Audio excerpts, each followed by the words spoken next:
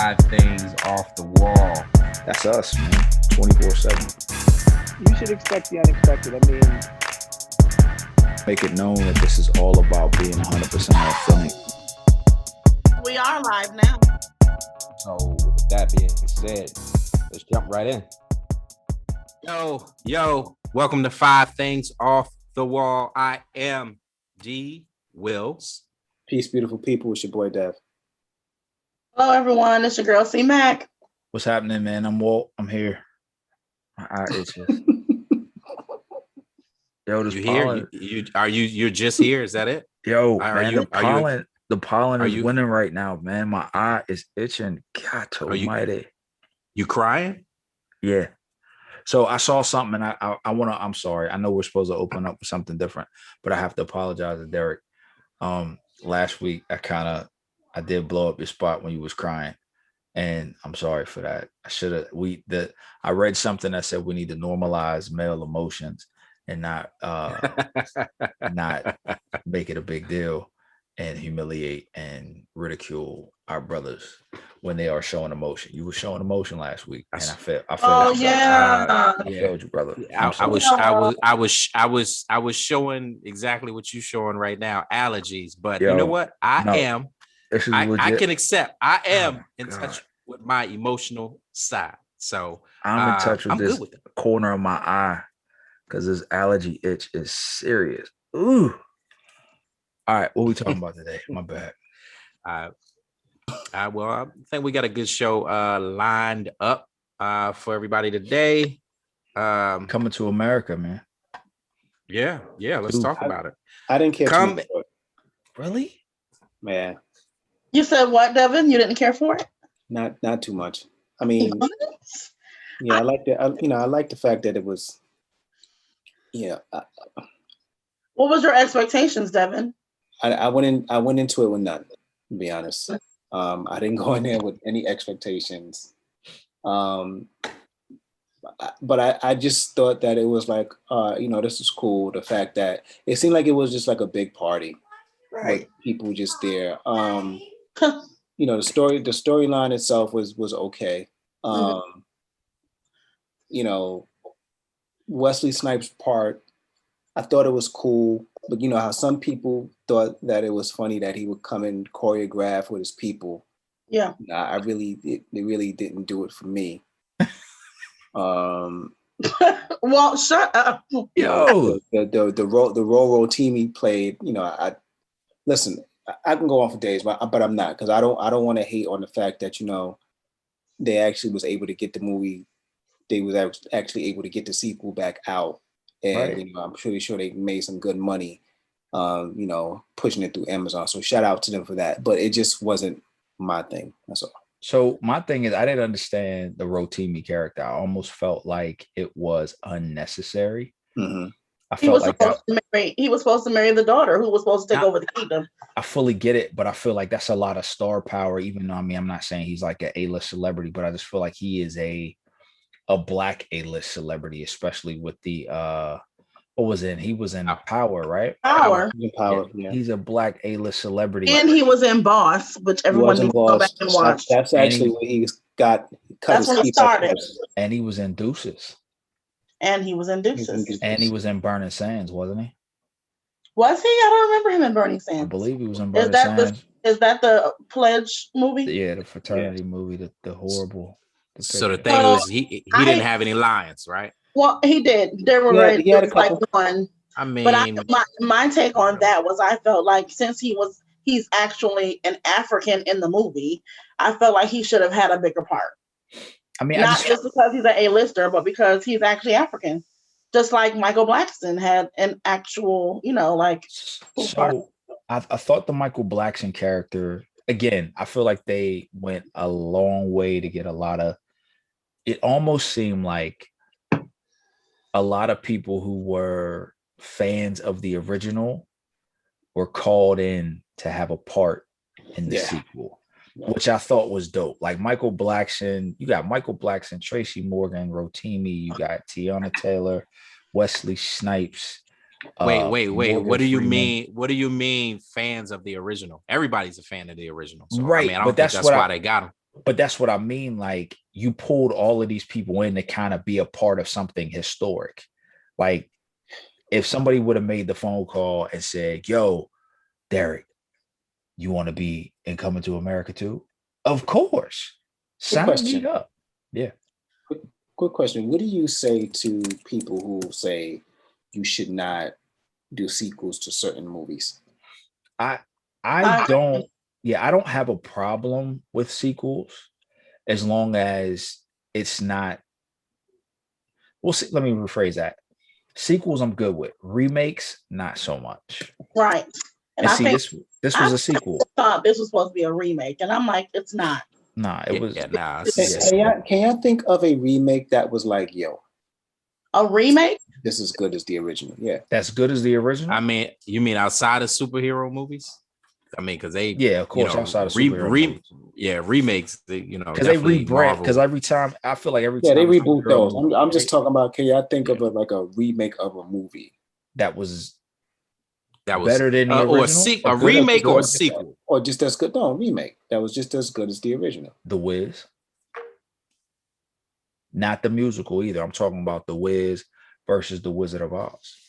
Like Michael Jackson one with Like Diana Michael Ross. Jackson, Diana Ross, Nipsey Russell, yeah, Richard Pryor.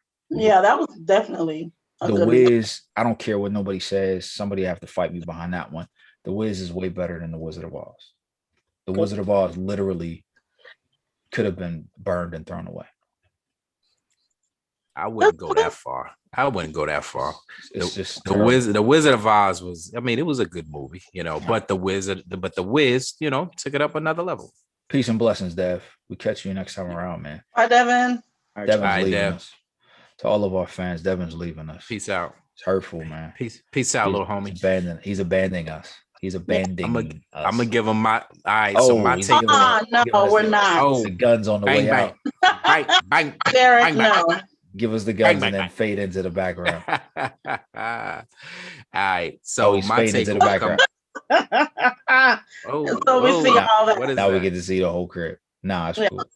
cool. So my take on Coming to America is my wife and I had a conversation about it before we watched it, right? And we went into it not having such high expectations because there's always you set the expectations here, and that may not even been the direction that they were going for in the movie, right? And so we went into it thinking, all right, let's not do that, right? Let's just go in and watch. Let's not go in trying to compare it to the first one, but let's watch it for its own movie. And we did that, so like in terms of laughter, Mhm.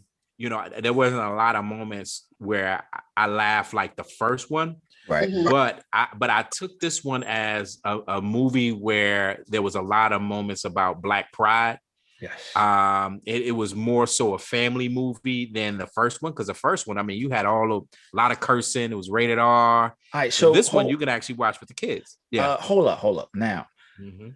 and this is probably my wife's influence coming in on me. I don't know that I will watch this with my kids, man. I don't know that I will watch this one with my kids because there was still some scenes in there that would be, and by kids I mean Yeah. sub 16. Yeah. There was the bathing scene and The bathing scene, the was a lot. mom. Yeah. The bathing scene was a lot. The uppity bitch say what? Oh yeah. Yeah, that was funny though. Like it was funny, but That that's was what I'm the saying. takeaway. Like, That was a takeaway. that's There the was stuff. material in that movie. There was stuff in there that is like, you know what? I don't know the actual date rape that occurred. I don't know. Yeah, that was weird. Yeah, But- I don't know that a lot. Now, I will say this. This is what I will say. The movie was very, very, very predictable. Before I even saw the movie, I was processing in my brain, how are they going to build in this opportunity for Simi to have had this kid? You knew, and if you didn't know, I have to wonder if you really paid attention to the movie, the original. You knew that What do you mean Simeon to have had the kid? Simi to have the kid. I thought Not isn't the Simi. man I'm shit- sorry. My bad. That's my fault. Not Simi. But when Simi and Akeem were together, Like, how do you build in Akeem having a kid? Not Semi, my bad. How do you build in Akeem having a kid? It's hard, right? I mean, it's not hard to figure out. It would have had to have been that night at the club, because that was the only time. That was the legitimate only time where there would have been opportunity. Because every other time he was like nose all the way up Lisa's butt. So it's like there's no other opportunity. So it's like you knew it was gonna have to be a girl that was in the club that night. And I thought it was dope how they did the CGI to make them look younger to go back to that night. I thought that was cool. Yeah. So I went into it with expectation that I was not gonna like it. I really only watched it because it was like, you know, like just let me just see this, because I know I'm gonna have to hear about it 50 million times on my timeline. Yep. Let me just see it so I can see if I do have any, you know, because I think for me, way back when they first talked about it, I thought I saw Tiffany Haddish in the preview, which I did, but it was a fake. It was like just one of the one pager things that they put out there, commercials that they put out there that was not true. I saw an interview that Arsenio Hall did, and he said that was like those things that people were talking about and were putting out there were not true. He was like, they were not going to do it. It was Eddie Murphy's call. And then eventually he did, you know, come out and say they were going to do it. But all the stuff that people have been hearing about all this time, he said that stuff wasn't true. Right. So I went into it thinking that Tiffany Haddish was going to be in it. And I know how silly she is. And I didn't want it to be Tiffany Haddish silly. So I was like, I'm not watching it. But see, I guess that's my thing.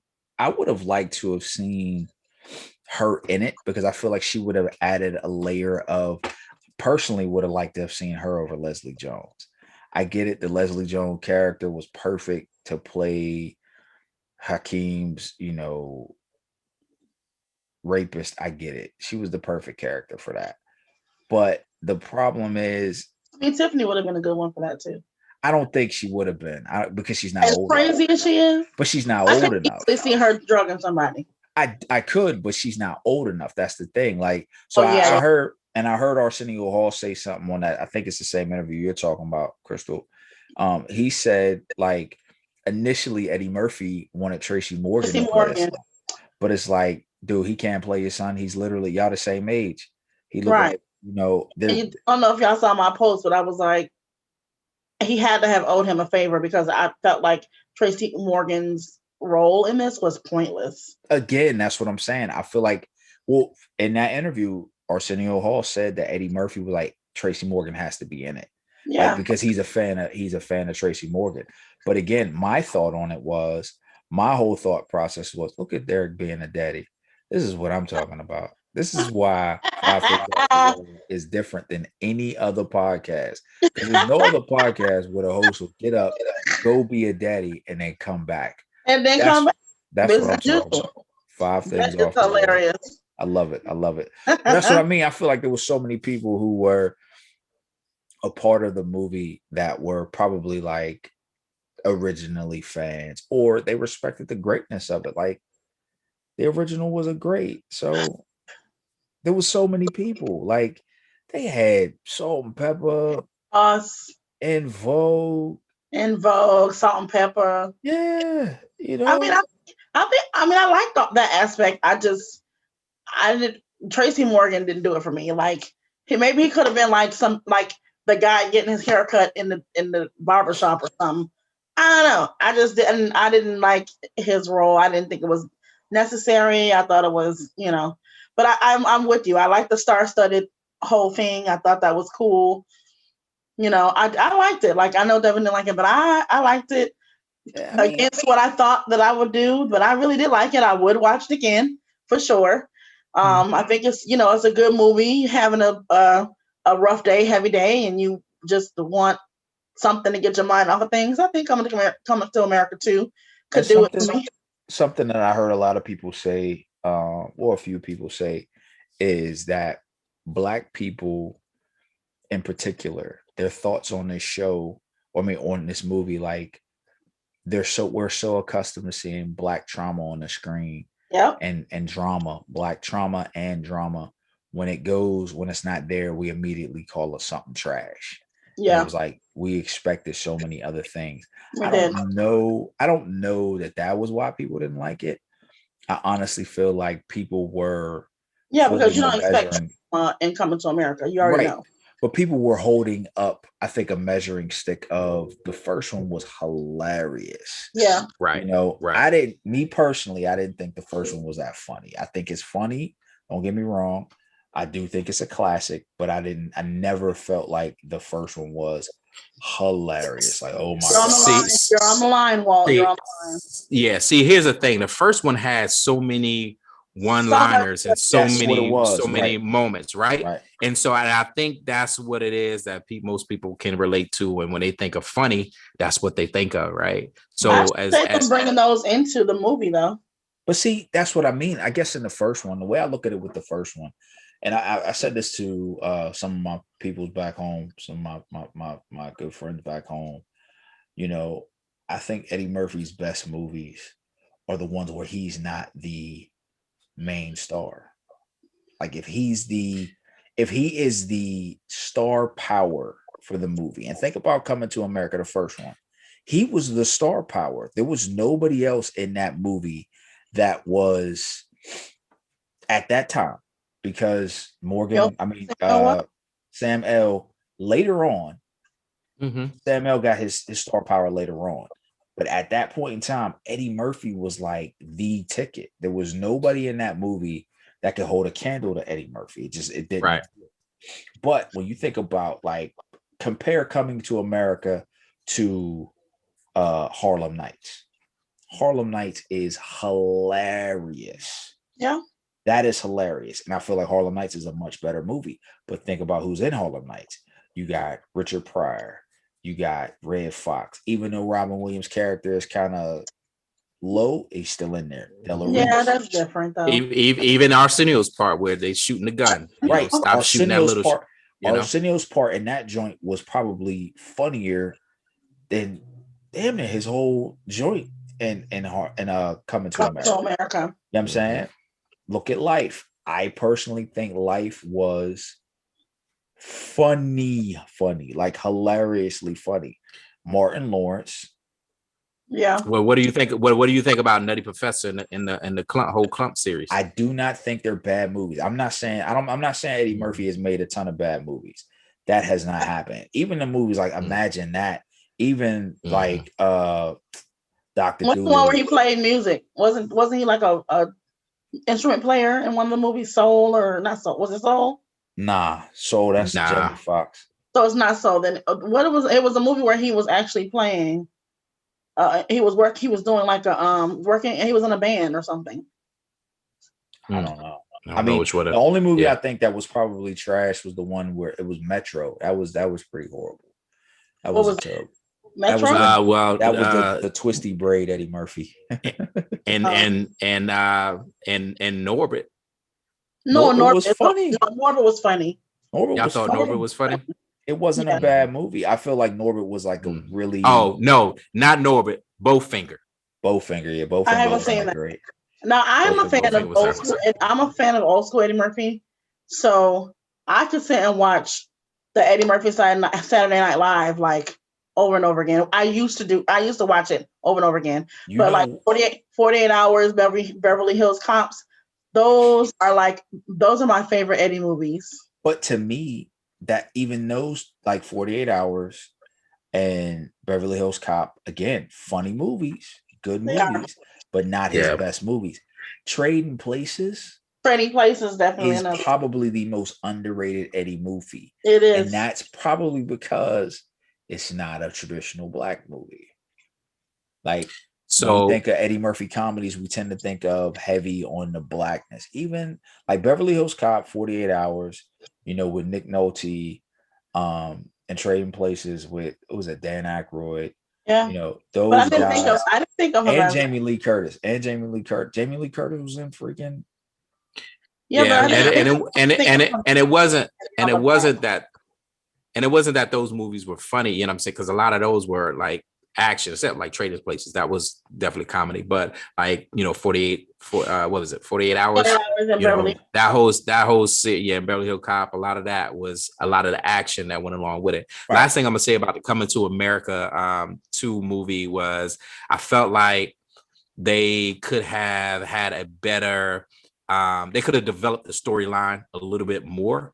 I think one of the differences was on the first one, like we got to know who Akeem was as a character because he was the only one that you followed, and then you didn't have to split time. So every scene pretty much was him in it some way, shape, form, or fashion, whether he was acting as somebody else. But with this one, you had to split time between, all right, what's happening in Zamunda, the different characters. And so with the son, supposed to be the main character in this one, you really didn't have a lot of time to have that character develop or to create an emotional attachment to his son as in the movie. But then also I think in terms of acting, he did okay. The son, I think he could have been a little bit more believable in some of it. But other than that, like I said, I think it was a good movie. I'll definitely watch again. I think the storyline kind of rushed along, and then we can, I think it was rushed along just from the son aspect. It went from introduction to, nah, I'm not really going, but I'm gonna go. Okay, now I'm gonna go to, I'm here, and I need to leave, and then I'm gonna come back. Like that all happened in the span of an hour and a half. But really, the bulk of that climax to the ending was the last 20 minutes of the movie. So I guess we probably should have opened this with spoiler alert if they haven't seen it. But again, y'all know how I feel about that. If at this point you haven't seen it, I don't care. Right. Hey, I'll say this. I was hoping that Lisa was going to be like, yo, so we're not gonna get a paternity test? Yeah, I'm just mad. See, that's that black drama you wanted. Listen, I'm just mad that Patrice and Daryl wasn't in it. That's my thing.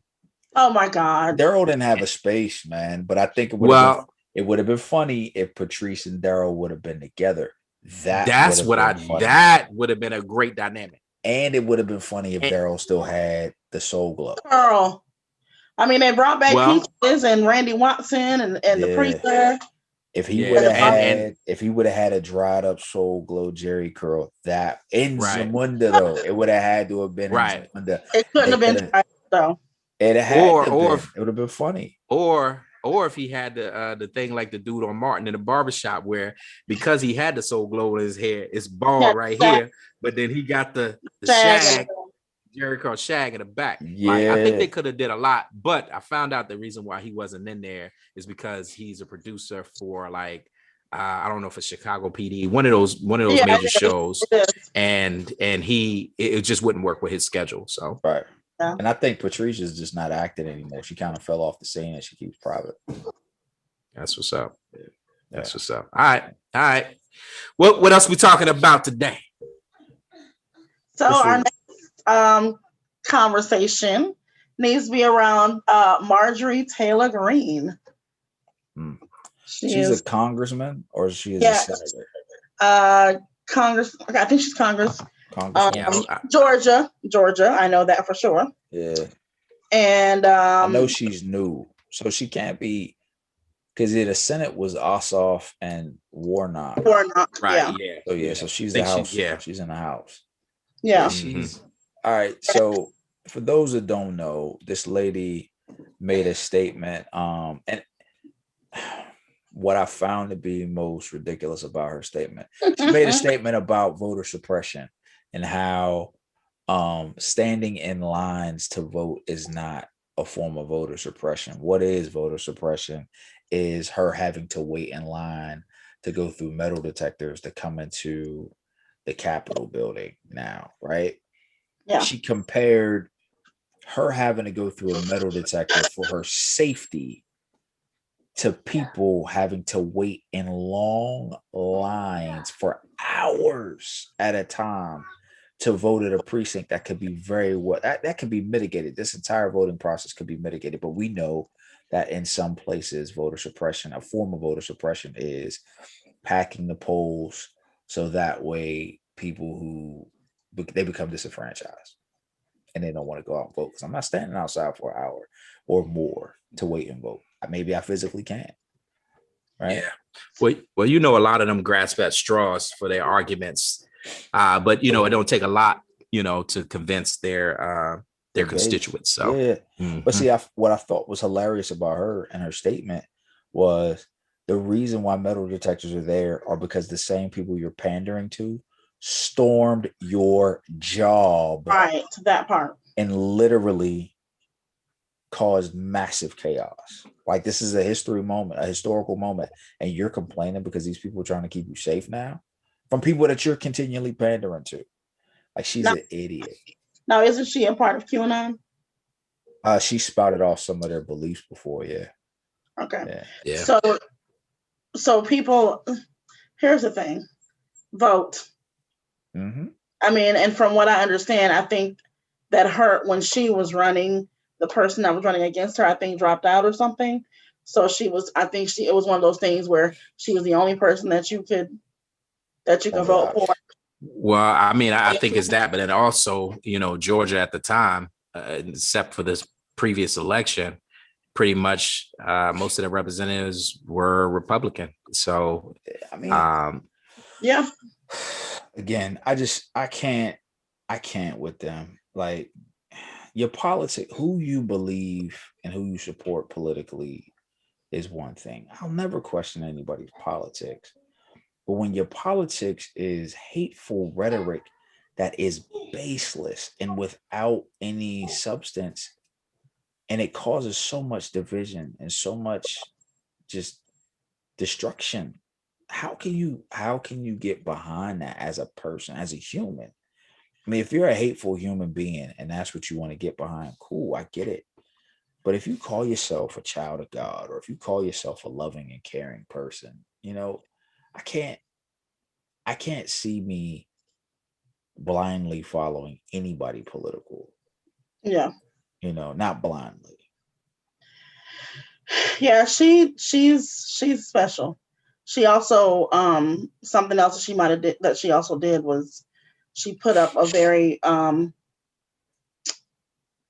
offensive sign across from one of the lawmakers in the Capitol about transgender, because of course she doesn't agree with it, and I think the other person that was in the office across from the sign, their child was transgender or something like that, and so she put the sign up about, you know, just spewing something against it being offensive. It says there are only two genders, male and female. Yeah. And see, here's the thing. A lot of them go to the extreme to, you know, to cater to their base, right? Because they want to make sure that, you know, the Trumpers reelect them when it comes to the next election cycle. And so, you know, yeah. And so some of them believe it, believe what they say, and then some of them are just going through the motions to try to secure their position. I mean, she's one, I think, you probably believe some of the stuff that she actually says, but you know, again, it goes back to what you said, Crystal. You know, maybe we didn't have the votes in Georgia. When I say we, maybe Democrats didn't have the votes in Georgia to you know, upset her election run, but maybe in this upcoming election, yeah. Democratic opponent dropped out. So yeah, and you know what, and you know what's interesting with the Republican Party, how they you know, they're sticking behind a lot of these individuals and candidates, and even Trump, even coming to Trump's defense, Trump just recently told donors to not to donate to the Republican Party, but donate directly to him. But is he trying to put something out that he's starting his own party or something? Mm-hmm. I remember you mentioned that. Yeah, he said it, but I don't know if he's actually going to do it. I think he definitely wants that money. That's a big part of it, because the money that he's getting, he doesn't have. I think only a small portion of it actually goes to politics. The rest of it he could spend however he wants.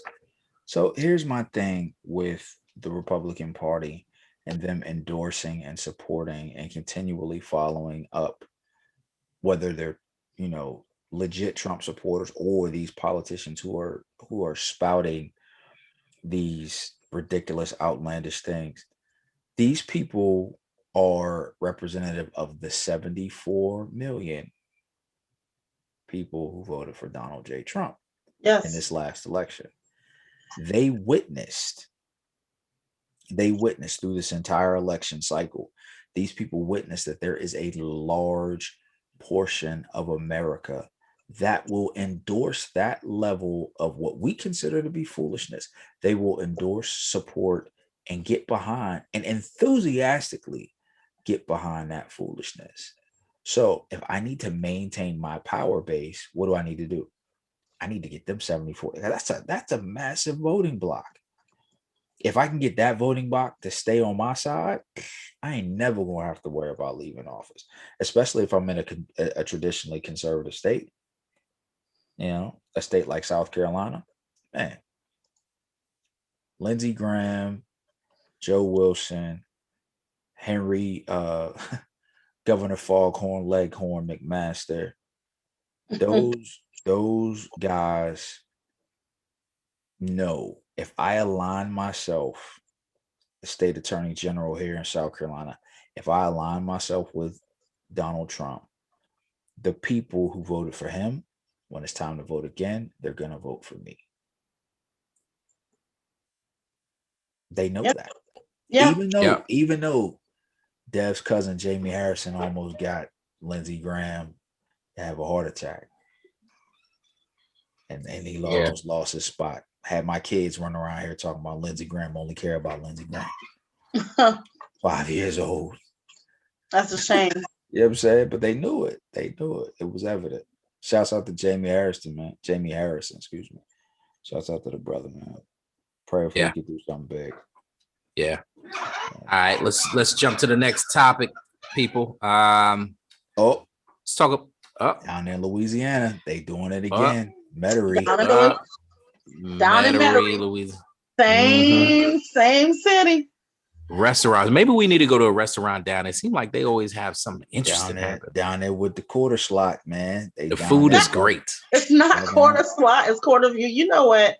Stop calling the wrong name, man. What if that's a real name? So the name of the restaurant is Desi Vegas Seafood and Prime Steak in Metairie, Louisiana. So they there was a black couple. It was Jesse Vargas's ribeyes and chicken. Listen, the couple was there. They were having dinner, got their bill, realized that there was 20% gratuity added to their bill, which they thought was kind of weird. They asked the manager about it. Manager said that it's something that they do automatically. Okay.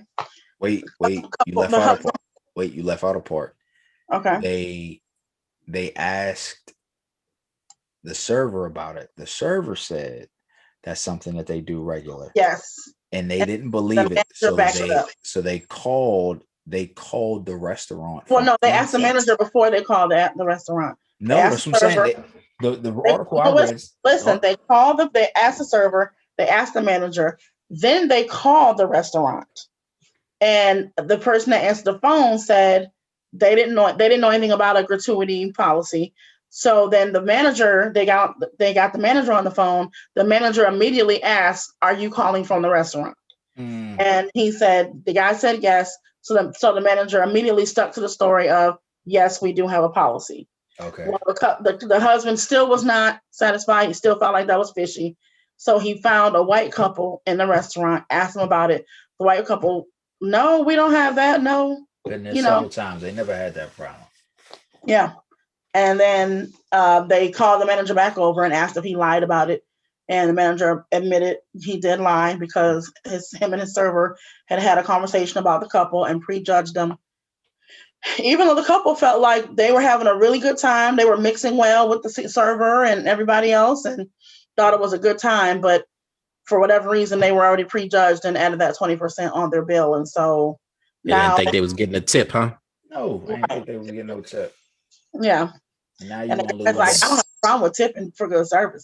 So I didn't get a chance to read that article. So what was the end result? Like, did they pay? Did they, did they leave? The manager apologized profusely. Oh, I'm sorry. I've never done anything like this. We're not racist, we're not hateful people. We just was sticking with what the server said. I didn't want my Yep. employee to look bad or whatever. Hmm. So whether or not they paid or not, I don't know that the article I read said anything about that. They didn't. I think they went ahead and paid it. They didn't ask for a refund, but the manager, he felt bad. He apologized. He, tried to do everything he could, and then Come back. The next meal's on us. Yeah, next that meal's type of on stuff. us. Promise it And won't be then racism with this one. You won't get a side of racism. no, and so that's so stupid. Won't shut up. And then the actual manager reached out to them later and asked if they would come back and have a conversation with him so he can have a chance to talk to them again about it. And so they felt like it was sincere. So I think that they did go back and talk to the manager and reconcile. The servers were suspended. I guess there was more than one server involved. They were suspended without pay. So here's my thought on that is like, whenever somebody gets caught doing something racist, they immediately want to go into this epic apology tour. Yep. When sometimes I feel like it's just best just to shut up and say, you know what, I was wrong. Yeah. And that was it. But my thing is, why? Why do you automatically just jump to that and then want us to believe that you didn't mean that? Like, why? Why can't you do your research before you automatically jump to conclusion that this is what's possibly about to happen? Like, why? So you remember what I Yeah. said earlier today when we was talking about, the other topic? I was saying, this is symptomatic of American values, right? This nation is founded on disdain and hate for people of any hue. If you have any form of color and pigmentation in your skin, America does not like you. Yeah. They have names for every minority demographic, Yeah. derogatory, disparaging names. They have prejudgments and assessments that they make that make them look like heroes, make them look like the pure and the good ones, and everybody else of color to look like terrible, horrible people. They're doing it now. Yeah. We see it now It's all. we see it now. Go. Like we see it now with the Hispanic population, with our Hispanic brothers and sisters. And Asian. And the Asians, you know what I'm saying? Like our Asian brothers and sisters, they're doing that now. Like you fabricate and you create a level of fear amongst the population for these people with complete fallacies. This is complete made up stuff. You know what I'm saying? And then people believe it long enough. They did. Remember? All right. So with Birth of a Nation, not the Nate Parker film, but the original Birth of a Nation, that was the propaganda machine at its finest.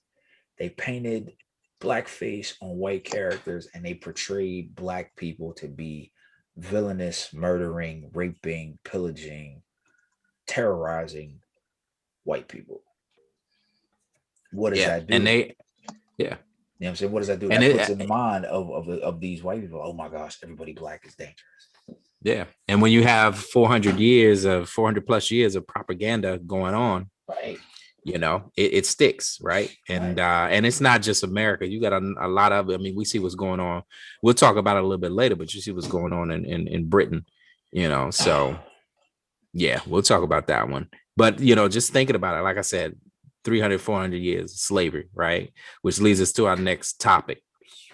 So let's talk about this assignment. And this has happened in a few places. We actually had some controversy here in Nashville of a teacher who gave an assignment about slavery. So there was an assignment where students were asked to pretend that they were slaves and write a letter to a family in Africa. Right? Yep. Let's talk about it. In Mississippi. Yep, this happened in Mississippi. This happened in Mississippi. Let's talk about it. If I'm that kid, right? If I'm a kid in that class, I'm turning in a blank sheet of paper. Yeah. I'm turning in a blank sheet of paper. And when what grade was this? What grade? Do we know? It is since I think it was the sixth grade. Right. I'm turning in a blank sheet of paper. Here's why I'm turning in a blank sheet of paper. Because slaves couldn't read or write. Right? Yeah. Slaves that could read and write wasn't going to write a letter in English to people who don't know English. Right? So I'm turning in a blank sheet of paper. I'm turning in a blank sheet of paper, and that's my defense to it. Here's my letter to my people back home. Or I'm drawing a boat with a big X on it. Don't get on that boat. Yeah, and I would have led the revolution in school. That would have been my response. If they taking you toward the boat, run, kill somebody. Oh my Don't gosh. go. So yes, the assignment was, yes, pretend like you were a slave working on a Mississippi plantation, write a letter to your family back in Africa or in another American state describing your life.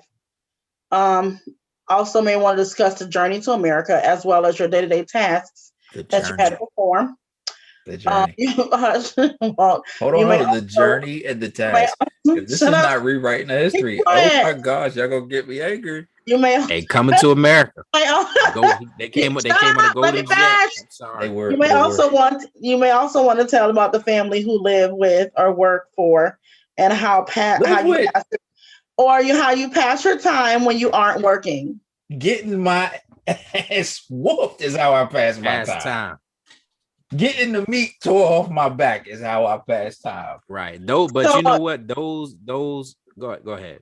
So the what the principal was saying was, he was trying to teach them about slavery to get them to put themselves in a sense of what it felt like to be a slave, just so that they can have a sense of empathy, maybe. And so Jesus. I know, Walt. So my thing is, and I'm playing devil's advocate because no, I don't agree with what happened. How would you have worded this assignment, or how would you have done this a creative way of teaching students about slavery and what they went through? What would you have done? And hold on, Walt. And so is this a predominantly white school, black school? Like, who blew the whistle on this? Was it a black student or a white student? Do we know it was a black student. I think it was a black parent that saw the assignment because the kid took a screenshot of the assignment. And so, the mom was like, I'm sorry, what happened now?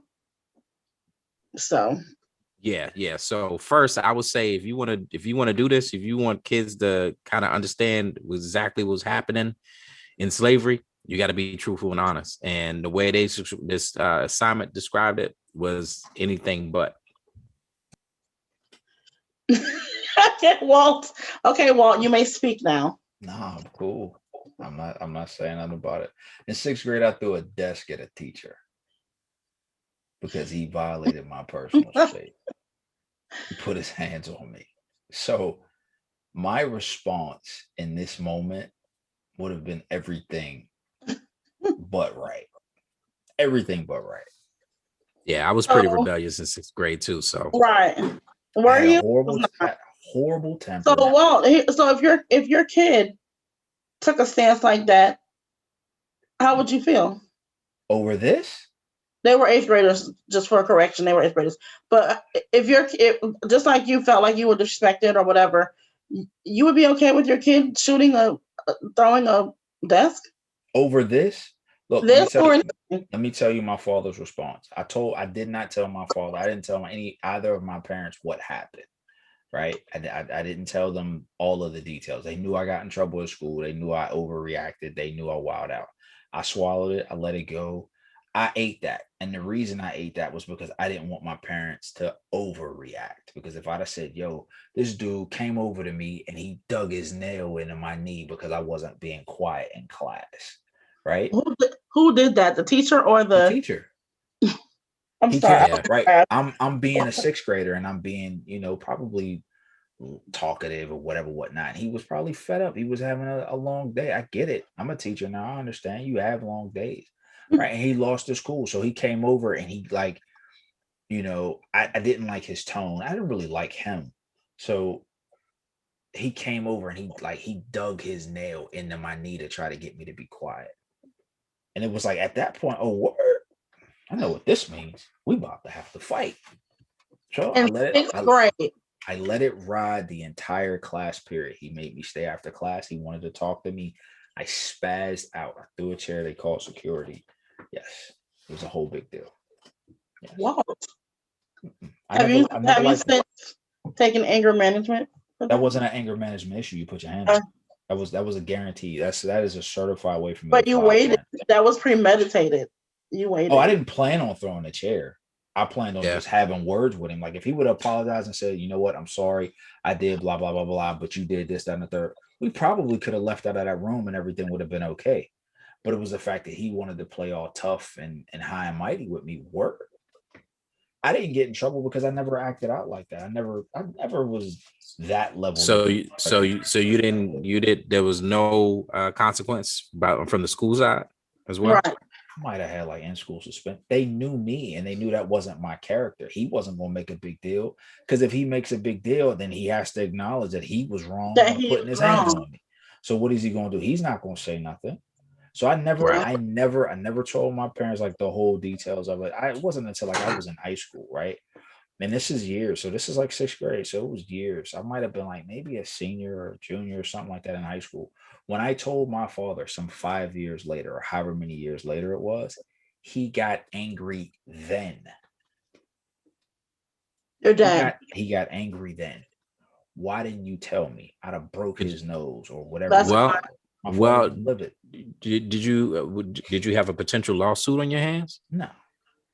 Nah. I mean, But he You didn't have physically any, you assaulted didn't you. have any like. Think about no lawsuit. All I was thinking about shit. I mean, you weren't thinking about it, but did you have a potential lawsuit? Probably in today's society, I probably did. Listen, Probably. I think we missed some opportunities where we could have actually really got, won some lawsuits. I know I had one in middle school that I could have won. I had the absolute worst temper in school. Like I told that dude in front of my mom. Like I gave that dude hell the entire 3 years I was in middle school. He was the only teacher that taught that particular subject. And so I had to deal with him every year. And because I never made a deal out of it, nobody was going to keep me out of his class. And you couldn't because he's the only teacher that teaches the class. So by 8th grade, it was either 7th or 8th grade. It had gotten to a boiling point. So he calls in this parent teacher conference, right? And he was like, he told my mom, he said, I know Walter doesn't like me. I said, you know what? You're right. I don't like you. Not at all. I hate you, to be exact. I do. Wow. Did you say hate? That's such a strong word. That's a strong word. Yes. So My mother popped me. Shut up. Stop being disrespectful. I didn't like him though. And she knew it. Yeah, you had that coming. That was deep. So to get back onto the subject about this writing activity, I think it comes on the tail of another writing activity that happened in Madison, Wisconsin. They asked the students to write about how they would punish slaves. So once again, I find myself asking this question: what is wrong with people? How in the world do you sit and think that this is a good idea? Like how? Listen, people are in there. How do you think that they've been emboldened? They've been emboldened by Donald J. Trump. That entitlement, that's it. They've been emboldened. They feel like they can say things and do things that they wouldn't normally do, and they can get away with it. I mean, shoot, you can go as far as the killing somebody, cops or somebody else, and not get away with it. So if I'm asking people to do an assignment about slavery, what you gonna do to me? What I wanted to accomplish is accomplished. These people feel like they feel like they're being overly intelligent. I'm gonna give them a creative and out of the box way to think about the situation of slavery, or I'm gonna make light of it because they're not old enough to handle the true atrocities that were slavery, or they are literally so clueless to the realities of slavery that they don't understand the magnitude of violence that occurred. Like to them, Yeah, that's stuff you see in movies. That's that's not real. So, that how do we fix this? Like, you're not just these schools here, right? But obviously, there are some people who mean well, right? And they, because of what's going on and what's happening in today's day and communities, they want to educate students about slavery and Black history and things like that. And so, what is the right way to go about that? Because there are some people who mean well and really want to do it. And these teachers here, I mean, as hard as it's going to be for me to believe that, these teachers here may have been really thinking this is a good way to incorporate Black history, or What this is a Derek good way said. to talk about slavery. And like, what do you do? How do we do this? How do we fix this? How do we make it so that it's more natural? I mean, I know obviously it's going to start from the head, which is, the people that are in these high offices running things. But how do we make it more natural? Like, we shouldn't have to was work this hard well, to get this in school. That's what Derek said. well He said, be for honest. yeah. Yeah, first of all, that's the thing. People don't want to be honest. They don't want to have those conversations. They don't want to admit guilt, right? Because when you admit guilt, then one, you have to make right for what you did. And one of the things they don't want to do, they definitely don't want to give Black people reparations, right? Right. They don't want So they're anything. They not don't want any acknowledgement of all of the atrocities that they committed that are still plaguing Black Americans to this day. We Because can they're make saying that was their ancestors, it wasn't them. right, but see, that's the thing. So, like, all right, we all are literally, and I used to say, we're like 2 or 3 generations removed from slavery. Mathematically, yes, but at the age that we presently are, there is one generation separated from us of people who were living while there were still slaves alive. They were not present slaves, but the oldest living slave died in like, I think, I want to say like, I don't know what, don't give me the line, but like basically like our parents or grandparents would have been alive Mhm. when he was still alive. He Okay. was a child in bondage, and he lived to be like 100 and some odd years old. So basically, these are people that we know, that we touched, that could have been there. Like for me in my situation, my great grandmother died in 1999. She was 104 years old when she died.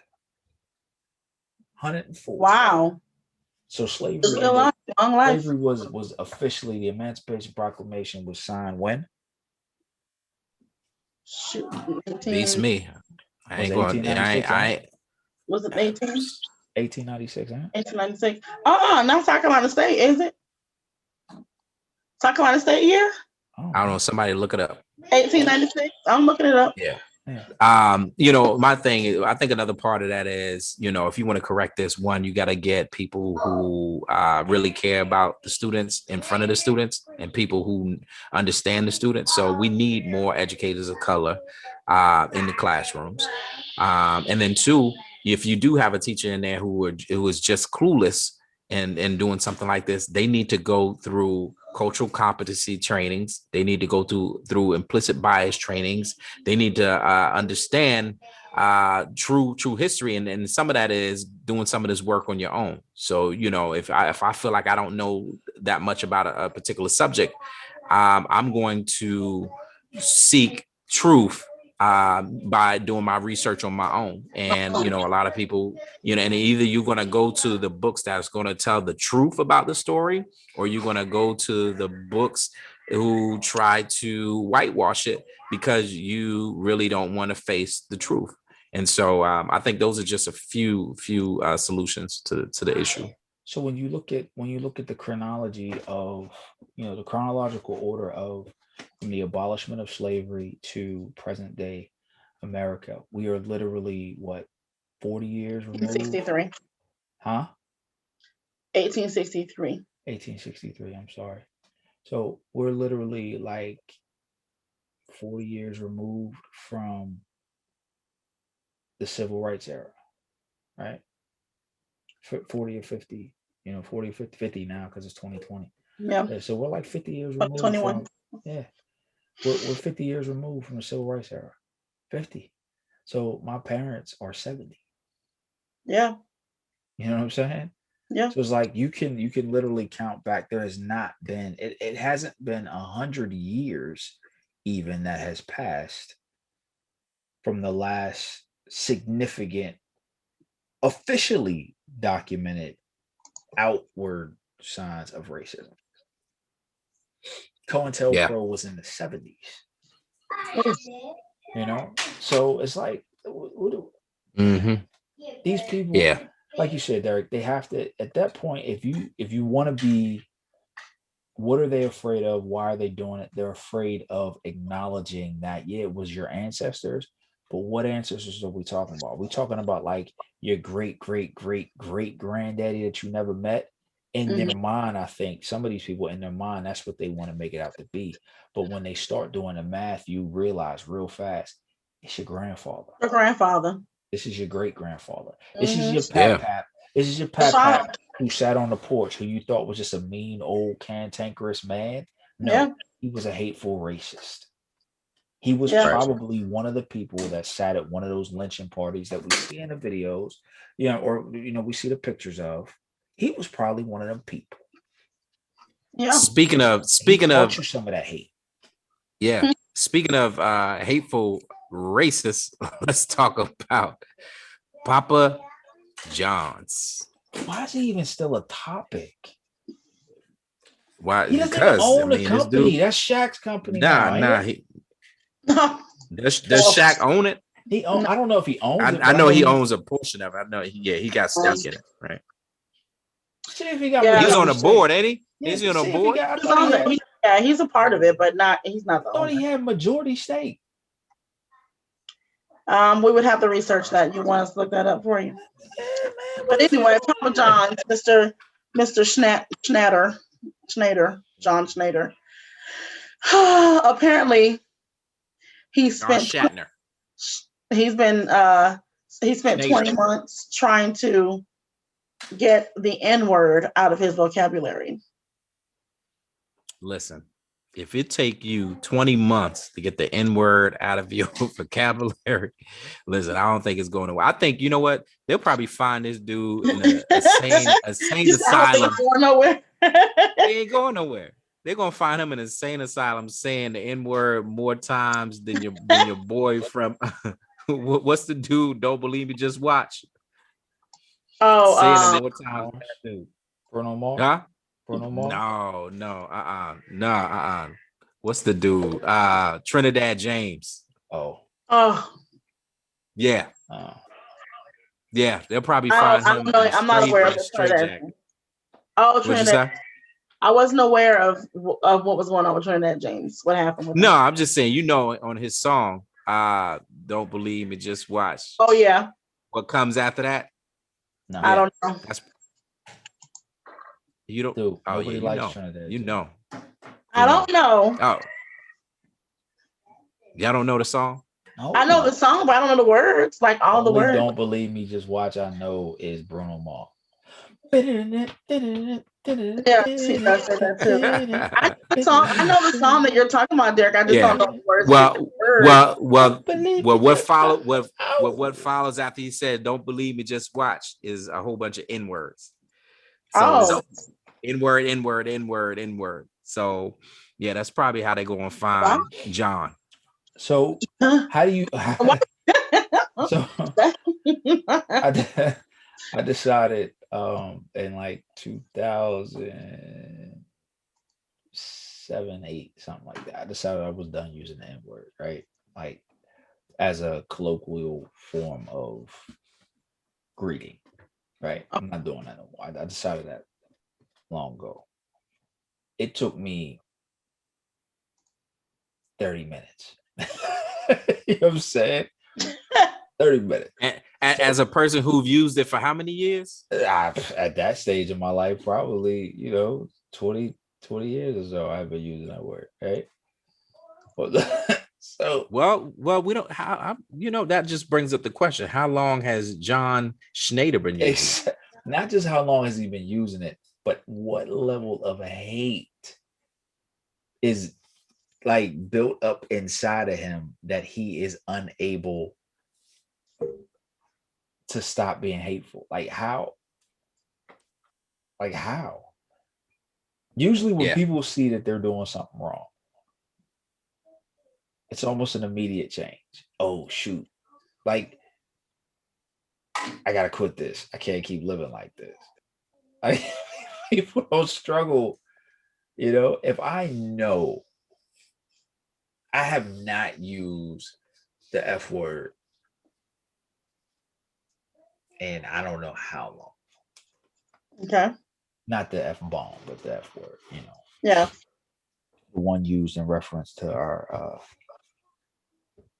LGBTQ brethren and sister. I haven't used that word in I don't know how long, right? Yeah. Because of Yeah. the negative association with it. I don't have to believe in their lifestyle. I don't have to endorse or condone their lifestyle. I could completely be against their lifestyle. But one thing that I'm not completely against is respecting people as people. And if that's a hateful term, and I know how much pain and hurt it causes somebody, you won't Yeah. hear me saying Well, it. I'm not well, even in jokes. Well, I'll tell you something, you know, I'm not against rap. I'm not against rappers, But you are against but those thugs. I am against those thugs. Yo, So Shaq is on the board. he is on the board. He Yeah, owns he's 9 on the of them. board. He's on the Yeah. board. He's a board member, board of directors. He invested in 9 locations in Atlanta. However, some shareholders have requested him to be removed because of his poor attendance to the board meetings. Man, look, Hey, that's hey, Big you know, Aristotle that's ain't just getting removed.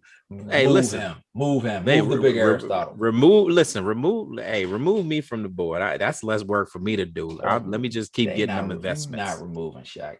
But my Yeah. thought is, I want to go ahead and make a early declaration because we never officially said it. But John Shatner is officially the douche canoe of the week, man. Like He is. he has to be. Yeah. Like you don't. He is. You can't not. How do you not see how dumb you sound? Yeah. Yeah, 20 months. 20 months to 2 years. stop saying the N-word. It's But taking here's the you 2 thing: the years. part that's even worse about the whole thing is that he thought he was right for actually going on To say it. camera talking about that. To say it. And Yeah, it's- and he tried to clean it up too, but What kind what of he said sympathy? didn't make any sense. What kind of sympathy you think you give with people? Oh, he's trying Yeah, he so tried to clean hard it up. not to be a racist. Yeah. Well, I have to love him for not being a racist or trying. Yeah. I mean, Well, it's hard. It's hard not Yes. to be a racist. I mean, well, I've been a racist my whole life. Struggle. Get out of here, man.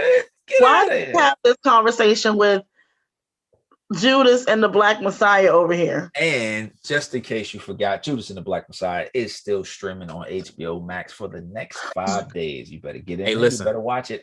I might Yeah. watch it once a day for the next 5 days as a shout out to my man, Fred Hampton.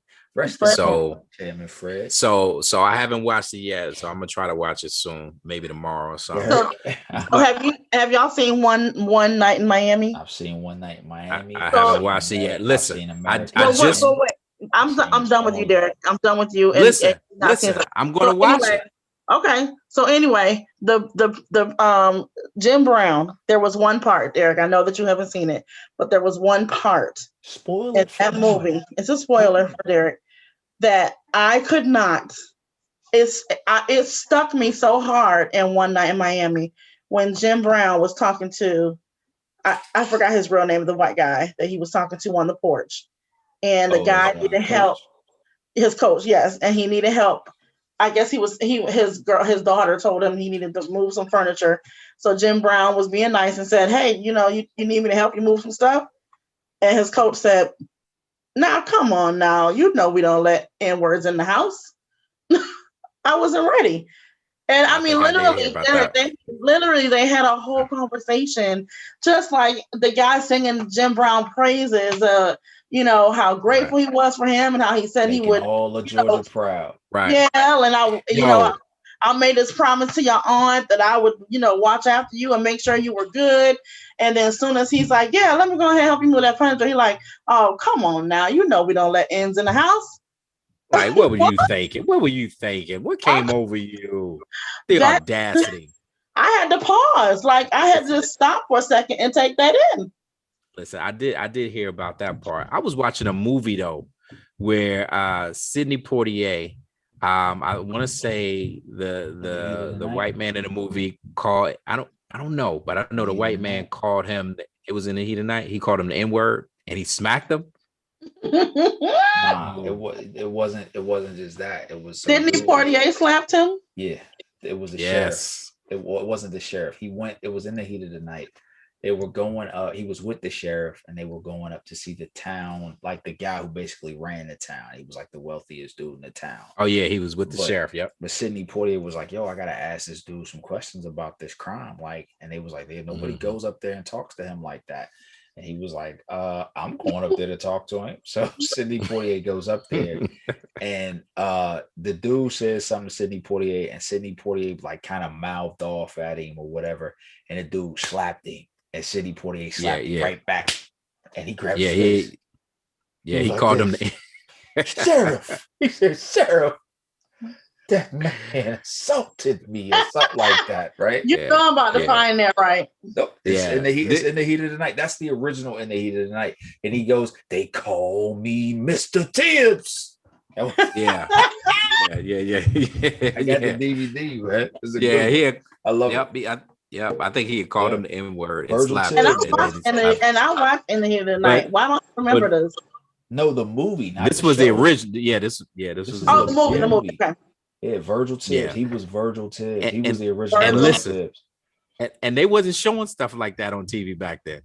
So shouts out to 1967. Sidney Poitier. The first black man to slap a white man on big screen. Yeah, Sidney Poitier. They call me Mr. Tibbs. hey, so sticking with the theme of racist people, Meghan Markle and her husband Harry did an interview with Oprah on, I think this was Sunday, and a lot of information came out of that, and I think Meghan shared everything that we were hearing about was going on with her. That we know the British tabloids were really trying to drag her name. However, she came out and she talked about how all the racist things that she experienced during her time there, which is one of the reasons why they decided to leave. Like Harry wanted to stick behind his wife. She also revealed that she was suicidal.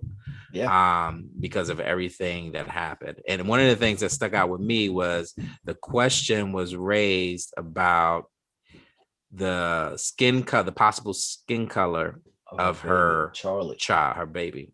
Of her baby. Right. A couple of things. First off, Derek, I want to commend you for trooping on as your kids go ham in the house. For real. Oh, you hear him? You hear him calling my name? You're trying, brother. I just want to tell you, mute your mic, man. Go deal with them babies. It's okay. Like we said, 5 things off the wall. The one place where the host will go be a father and still host the show. That's right. I love it. It's okay. We'll keep it real. Keep it real. Yo, my father-in-law just killed a possum, yo. No. Yo, I love that dude, man. Is he gonna cook it? I hope not. Because we're supposed to be going to visit, and I swear if this possum stew. Y'all about to have possum stew. I hate possums. Like hate. Possums are the most wretched animals. Yeah. They're like nose, red eyes. They are literally the leftovers from all of God's creation. God was like, I got all these extra parts left. Man, throw that thing together. Throw that thing together. Stew. Make it that. And that thing just got angry because nobody took care of it, and it became the devil's little henchman. A possum is quite possibly the most ugly thing. That's the devil. That's the devil's pet.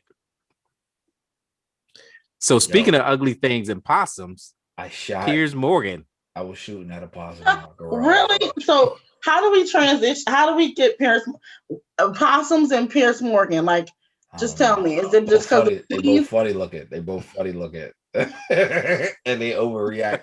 They both funny looking. They overreact when you corner them. So, oh my God, Walt. Hold on. So a couple of things. One, I want to shout out to Prince Harry for not letting his wife get murdered like his mama did. Yeah. Shouts out to him for taking care of his woman. I mean, that's big time right there. Shouts out to her for being strong enough and brave enough, especially shouts out to her for being strong enough and brave enough to speak out against the institution that is the royal family. That is a lot.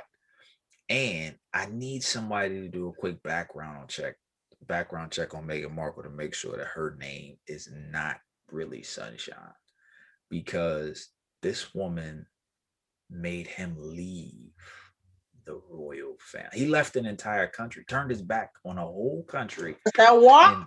And royal status. I'm saying I think her middle name might be Sunshine. That's the WAP. It's the WAP. Her name might be Sunshine. Yo, hey Vera, it's Richie. It's I never coming home again. Never coming home again. Take it Just easy. get some kids. Yo, whatever it is, like she made this man like give it all up. But are we surprised that there is some racism amongst? Oh heck no. I know y'all saw how she was staring at her at that wedding day. That one picture they see. That's what they were built like. Their kingdom was built off the riches and spoils of Africa. Yeah. I don't know that they're hateful people, because I don't know much about them, but I think there is something there.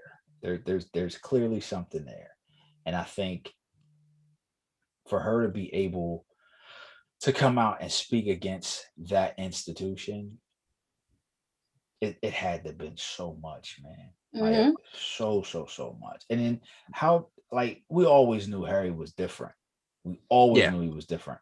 He didn't do things as the royals did. He behaved in a different way. Didn't they basically send him off to like a military school because he was wilding out as a kid? Yeah. Like, but they say he related more. They say he related more to his mom. And and so that's one of the real reasons why he has been so supportive in this, because he, like you said, he didn't want to see the same thing happen to his wife that happened to his mom. Right. And so I could definitely commend him for that. And Piers Morgan, he actually said some things. She actually shared some things with him and confided in him about some of the things that she was experiencing, and he didn't believe it. And so on the, I guess, what is it, Good Morning British show or whatever British show it is that he's a part of, Good Morning UK. He went on the show and said that he did not believe her or anything that she was saying, or that she went through any of the things that she shared. And the other host said, he said, you continue to come on here and make disparaging comments about her. She has said nothing about you or doesn't even comment or anything. Why do you keep doing that? And he got upset and walked off the show and said, I'm done. Went off set. Probably the producers convinced him to come back, came back, still with his stance, said he was done, and then actually quit the show. So, and then doubled down just recently saying that he still doesn't believe her. So here's my thought on it, right? My wife and I, we were having a discussion about it, and she was like, she's definitely not Team Pierce. She's like, yo, this dude is a douche canoe for real. And like, so what? Nobody cares. Who cares about how he feels and how he thinks? Like, he's just mad because she wouldn't give him no slide off. Right. Why does he keep getting a job? Because I don't. All right, so I've never really paid attention to Piers Morgan, so I don't know anything about any of this, right? But I didn't understand, because at first I was like, yo, hold on. From what she showed me, because she just showed me a little small clip, what my wife showed me, it seemed like the co-host was basically attacking Piers Morgan because he did not like Meghan Markle and she's going through all of this. And Mhm. it almost seemed as if, like, you making this out to be my fault. Time out. I didn't do it. I didn't, that's like kind of how that one clip made it look like. So I could have felt bad for Piers Morgan in that moment.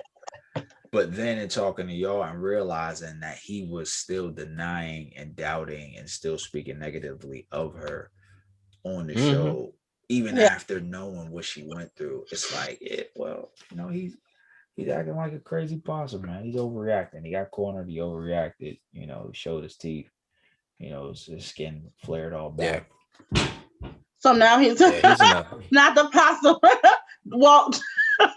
So now, hey, Walt. You So, ever seen one of them things Well, do that? I'm They're trying- so listen. ugly. Oh my god, they're so can ugly. you just stop it? Yeah, they scared. Yo, So I'm now- telling you, I put a hole in my garage shooting one of them things. So now there is one person in. We know that there's at least one person in Piers Morgan's fan club about his remarks about Meghan, and they are killing her on Twitter. Sharon Osbourne. She tweeted, "I'm with you. I stand by you. People forget that you're paid for your opinion and that you're just speaking your truth." Nah, you know what it is that they trying to protect that image. They're trying to protect that British image, that UK image. That's what it is. Yeah. But you know what?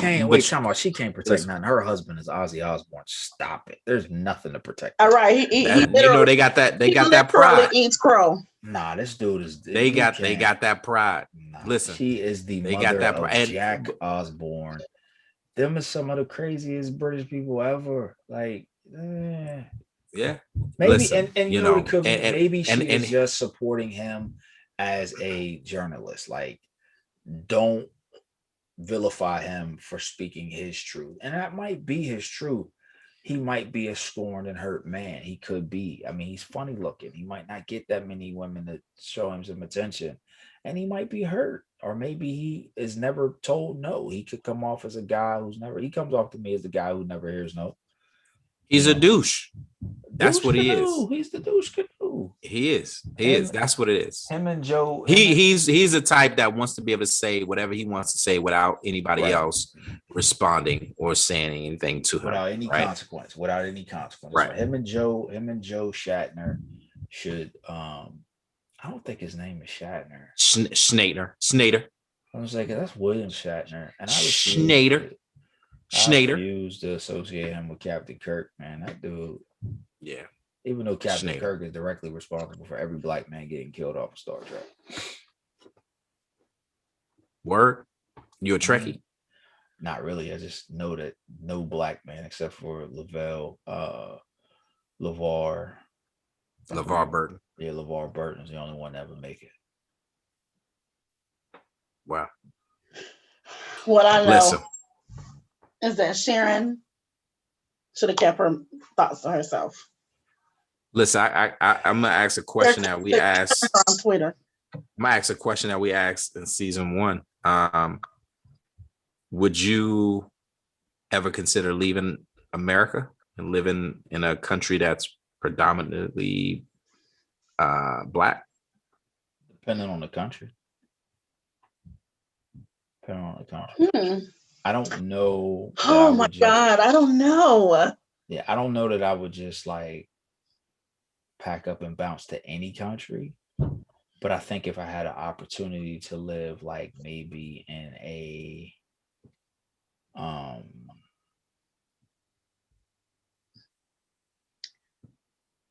Ghana, maybe. Yeah, I don't want to name like a specific country in Africa, but like if there was a country in Africa that had like a real Wakandan type vibe, yeah, I think so I'd bounce. So have go ahead, Crystal. So I it's so hard for me because I'm a family's girl. So thinking about being away from my family like that. Like I'm already here in Georgia and I don't have any family here. So thinking about being in another country that my family is not in, they'd have to all come with me. But I They have would to love go with to you. Yeah. yeah, but I would love to live in Jamaica. Yeah, see, that's what Yeah. I I've mean. Like, heard people say that. Yeah. I don't know. I don't know that I would want to live somewhere just like. I don't know that I would want to live in Jamaica. You know what I mean? Like, I don't know that that's where I would pack up and move to. Like, if it was me all on my own, maybe possibly. Maybe. Why? Yeah. But as a family guy, I would want to. Because you don't need much. Yeah, I wouldn't need much there. Like, I would just be chilling. But I guess as a family guy, I would want to live somewhere where it's like civilized and not so like when I envision where I would want to live in Jamaica, if it was just me, I would want to be probably as not quite far away from civilization as possible, but I would definitely want to live somewhere where I could enjoy the beauty of the island without the tourism, without all of the other foolishness. Like I just would kind of want to just be. Well, that's easy. I want to be somewhere. So like I think if I went somewhere with my family, I would want it to be a place where we could still have all of the amenities of. What about like St. Thomas or Antigua? I wouldn't want to go anywhere that's like heavily touristy. I wouldn't. I would want to go somewhere where I could. I mean, Africa is definitely like probably tops on that list of places where I would want to live if I was leaving the country. If we talk about leaving the country, like Africa's gonna be tops on the list. Followed shortly after that by probably Cuba, Haiti. Those are probably there's a place Yeah. in I can so see you in Haiti. there's a place in in South America. Yeah. Revolution. No, Yeah. there's a place in South America where No, they say there's a heavy. You almost remind me of Kodak Black a little bit. Don't do that. Absolutely not. Don't do that. Absolutely not. I will not. I rebuke that in the name of Jesus. Please. There's a place in South America. There's a place in South America, and I forget where it was. Golly, but that place has always intrigued me. I think they have like a heavy. So intriguing that you can't remember. Look it up population. and let us know because I'm interested. Look it up and let me know because I'm interested. I watched the episode of House Hunters International, and they the family was moving from Houston to Ghana. Mm-hmm. Man, you talking about some nice living right next to the beach, the homes, super modern, you know. There's actually a lot of Black people from America that's actually moving to Ghana, and they actually have they're working to bring a lot of Black people back there from America. They want Black people, welcome home, come back, come back home. We want you home. So I think that's probably a place that I would like to go. I heard South Africa's pretty nice too. There's some colorism there in South Africa from what I heard, but I heard it's real nice though. So you would go to Ghana?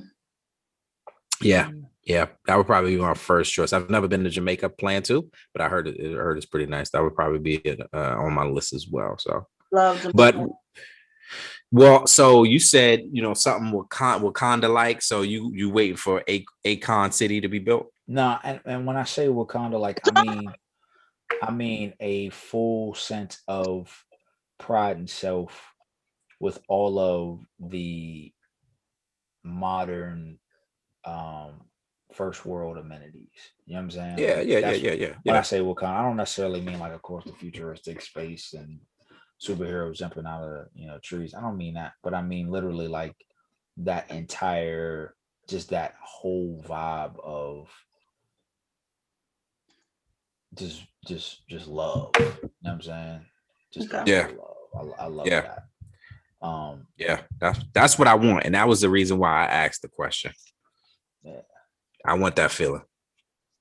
It's like being at a homecoming. It's like being at a HBCU. How beautiful is that? Nothing like that feeling. How beautiful is that? Nothing like that feeling. Listen, I'm telling you. I honestly, I can't find that place I was talking about, but I do, because it was a story that was told, and I gotta ask one of my peoples about it. He told a story. It was a village in somewhere in Latin America, and it was like it was like one of the first installations of I don't even want to mess the story up, but it's like it was such a beautiful place, and I love this story. I gotta figure it. I gotta find it out. But yeah, that's where I want to go. That's where I want. No doubt. So, listeners, I know you made it this far. I know you rock with us out for the whole show. So, I pose that question to you. Think about it, right? If you had an opportunity to leave America to go somewhere that's Black, prideful, pride in who you are as a people, some modern amenities, would you do it? Yeah. Yo, I want to go to Cuba just because I want to meet Assata Shakur. Oh, Yeah. She's like my hero for Speaking of Assata Shakur, I mean, you said Shakur, so that made me think of Tupac, which made me think about Biggie, the greatest rapper of all times. Yes, he is. Died on March 9th. Yes. Can we not? God bless his soul. Rest in peace, How kid. Rest in peace, Biggie. Big. We'll always love Shakur. Big Papa. Yesterday, 24 years. I will never forget. I was in Andrews, South Carolina, my freshman year of college, spring break with my friend in Andrews, South Carolina. When I learned of his passing, I was sad moment. You're a hater, Walt. You came a year after that, so I did not. You I did. Get to college until 97. 1998. Thank you very much. Okay, that's a year after. Chicken head. 2 years. 97. Real quick. He died in 97. I don't know when Biggie died. All right, real quick. 97. Hold on. March 14th is going to be a very sad day for me. I'm going to need your support. Everybody listening, if you've made it this far, I need you to reach out, whether it's on Instagram, whether it's just posting a comment to YouTube, Facebook. I don't care. Send us an email at 5totwpodcast@gmail.com. I'm gonna need some support, man. My daughter's turning 18 on the 14th, man. This is gonna be a rough one for me, man. I'm not ready for it. Happy birthday, baby. I love you. Daddy's girls rule. Give him hell. Give him hell. I'm not okay. Well, I mean, I think you're good. I think you got to cover it. I have footage of Walt's plans, so he's got the guns. He's got the big guns. Listen, he's planning a whole Den of Thieves reenactment. I've been clearing land. That's what I'm talking about. To drop little. No, Derek. Derek, your daughter is how old? 13. Oh, so you got I thought she was older than that. Yeah. Nah, 13. His twin. I started late. Oh man. Yeah. So they say girls are payback for the daddies, right? You know that. It's not. See, I'm not even worried about payback. I'm just worried about Derek said, I'm not worried about payback. It's just we learned of Derek's things. It's international fame. They gonna know who they gonna No, that is not what was said. Oh yeah, last week I was talking about branding. You said, they know. Talking about they gonna know. No. They will know. Branding packages. Exactly. And when we said how would they know? Packaging. Listen here, Joe Shatner. Don't you try to clean it up. Yeah, man. And with that, Derek, listen, don't sign off now, buddy. And everything you do, take positivity with you. Go ahead and say it. Everything you do, and everything you do, take positivity with you. Peace. Peace out, people. Peace out.